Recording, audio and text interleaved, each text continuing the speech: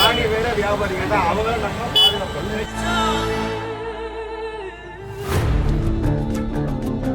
பண்ணாதீங்க.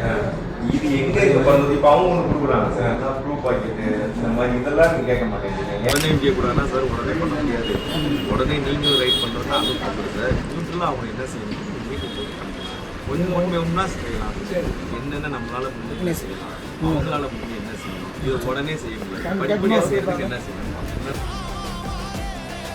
இப்போ இல்லை, லஞ்ச லாபம் இல்லை, தண்ணி வாருகால், இதெல்லாம் சரி செய்யும். இதை மட்டும் செய்வோம், வேற ஒன்றும் பெரிய விஷயம் பண்ண வேண்டாம். இதை மட்டும் செய்யும் சரியா.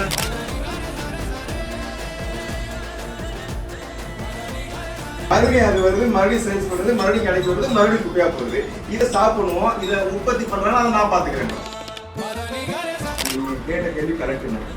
ஏன் உற்பத்தி பண்ணுறால இது பண்ண மாட்டேன், நான் பண்ணுறேன். நான் அந்த ஃபேக்ட்ரி உற்பத்தியாளர்கிட்ட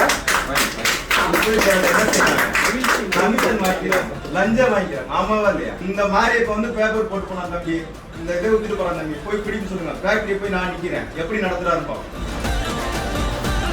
ஒரு நாள் வந்து வெள்ளவேகத்தில் உட்காரணும், பிஏ பார்க்கணும், அப்படி மனு கொடுக்கணும், ஒரு வாரம் எங்களுக்கு செம்மறி ரிப்ளை பண்றான். நான் கிடையாது, ஒரு மன்றம் வந்துடும் சரியா. எல்லாம்